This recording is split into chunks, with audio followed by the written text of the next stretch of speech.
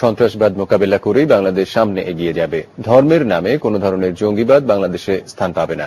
গুলশান ট্র্যাজেডিতে নিহতদের স্মরণে metropolitan chamber of commerce and industries MCCI আয়োজিত স্মরণ সভায় বক্তারা এসব কথা বলেন। সন্ধ্যায় রাজধানীর একটি হোটেলে এই সভা অনুষ্ঠিত হয়। সভার শুরুতেই ফারাজ হোসেন সহ নিহতদের স্মরণে দাঁড়িয়ে 1 মিনিট নীরবতা পালন করা হয়।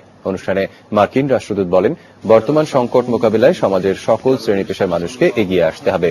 বাংলাদেশ টেক্সটাইল মিলস অ্যাসোসিয়েশনের সভাপতি তপন চৌধুরী স্মরণ সভায় অংশ নিয়ে গুলশান ঘটনার নিন্দা ও নিহতদের প্রতি সমবেদনা জানিয়ে বলেন, সন্ত্রাসবাদ মোকাবিলায় সরকারকে সব ধরনের সহায়তা করতে প্রস্তুত ব্যবসায়ীরা।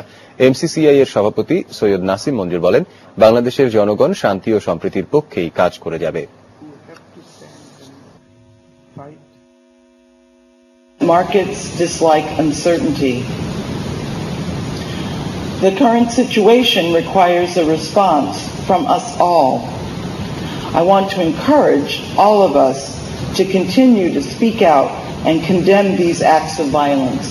We should extend all possible cooperation to the government in their initiatives to contain such nefarious elements in the society.